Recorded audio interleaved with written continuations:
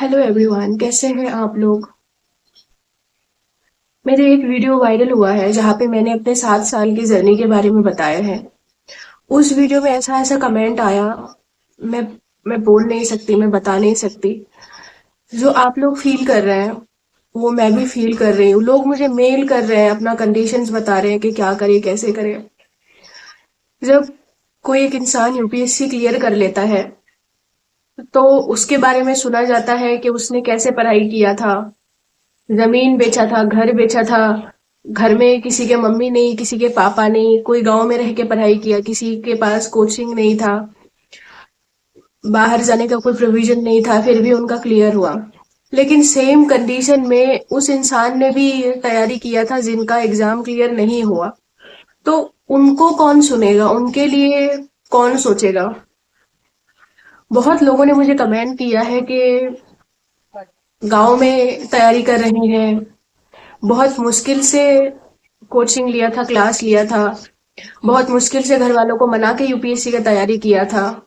Exam clear नहीं हुआ, इसीलिए स्टेशन में ही बहुत टाइम तक लोग अकेले बैठे हुए हैं। किससे बात करें, कहाँ जाए, किसको समझाए, या कौन सुनेगा। सबसे पहले आपसे मेरी ये विनती है कि कोई आपका नहीं सुनेगा, कोई आपका केयर नहीं करेगा, तो आप भी आपके साथ ऐसे क्यों कर रहे हो, खुद को तकलीफ क्यों दे रहे हो। तो प्लीज मैं रिक्वेस्ट कर रही हूँ, खुद का ख्याल रखिए। बहुत लोगों ने ये तो बोला कि मैं बोल नहीं सकती ऐसी वर्ड कि उनको खुद को खत्म करने का मन कर रहा है। बहुत खराब खराब थॉट्स आ रहे हैं, मेरे को समझ नहीं आ रहा मैं आपको क्या समझाऊं, कैसे समझाऊं, क्या बोलूं। लेकिन बस ये मैं बोलूंगी कि इस एग्जाम से ज्यादा आप लोग मैटर करते हैं, आपका लाइफ मैटर करता है। अपने बारे में सोचिए, खुद का ख्याल रखिए और ऐसे सोच मत लाइए। आप कहते हैं कि आप एक यूपीएससी एस्पायरेंट है, ठीक है, हार जीत होती है, दुख होता है, डिप्रेशन होता है, लेकिन ये क्या हो गया कि जिंदगी ही खत्म करने का मन हो रहा है आपको। इतना ज्यादा वैल्यूलेस है क्या आपका लाइफ।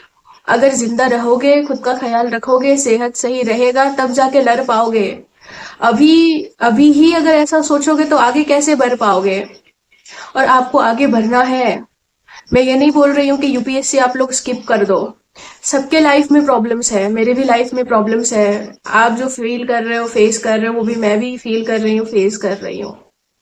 कई लोग मुझे पूछ रहे हैं कि आप आप क्या करते हो, आपका फाइनेंशियल बैकिंग क्या है, कैसे हो। तो उनको मैं बताना चाहूंगी कि 2 साल पहले ही मेरे हस्बैंड की डेथ हो गई है।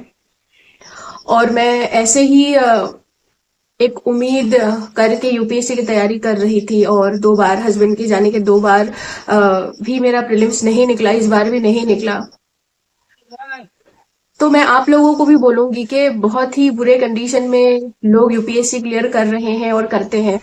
एक सर है सूरज करके, जिनका पैर नहीं है। फिर एक और सर है जिनका यूपीएससी, मोनू गर्ग करके, शायद मुझे नाम याद नहीं है, उनकी आंखें नहीं है। ऐसे बहुत लोग सरवाइव कर रहे हैं, एग्जाम क्लियर कर रहे हैं। अगर आपके पास हिम्मत है, साहस है, शक्ति है, तो आप फुल टाइम यूपीएससी की तैयारी करो। जब तक जान है तब तक तैयारी करो। लेकिन अगर आपको लगता है कि हिम्मत नहीं है, शक्ति नहीं है, खुद को टॉर्चर कर रहे हो, तो यूपीएससी के फील्ड से आप लोग निकल जाओ। और खुद को खत्म मत करो एक एग्जाम के लिए। और अगर ऐसा है कि यूपीएससी के बिना जी नहीं सकते, यूपीएससी ही करना है, और आपके पास अटेम्प्ट भी बचे हुए हैं, तो आप क्या करो, पार्ट टाइम कोई एक जॉब ले लो। कोई कुछ छोटा मोटा घर से ही करने वाला, तो उसके साथ आप यूपीएससी की तैयारी करो। ये ऐसा मत करो कि खाना नहीं खा रहे हो, नींद नहीं आ रही है। बहुत लोगों ने तो मुझे ऐसा बोला है कि 1 महीने से, एग्जाम के बाद से, प्रीलिम्स देने के बाद से वो लोग स्लीपिंग टैबलेट्स ले रहे हैं। नींद नहीं, खाना नहीं, सोना नहीं, कुछ नहीं, कहीं बाहर नहीं जा रहे हैं। बहुत लोगों का ये भी कमेंट्स आया कि वो लोग 7-8 साल से पढ़ाई ही कर रहे हैं, ना कहीं बाहर जा रहे हैं, ना किसी से बात कर रहे हैं, पेरेंट्स से भी खुल के बात नहीं कर सकते, पता नहीं क्या सोचेंगे, क्या नहीं सोचेंगे। बहुत लोगों ने कर्जा लेके कोचिंग लिया है या रूम रेंट पे लेके पढ़ाई कर रहे हैं। मैं सबका दर्द समझ सकती हूँ, लेकिन ये जो सारी परेशानी है ना, इसका ये सोल्यूशन नहीं है कि आप खुद के लाइफ को खत्म कर दो, रोबोट बन जाओ। आप सोल्यूशन ओरिएंटेड माइंडसेट बनाओ कि आगे क्या कर सकते हो।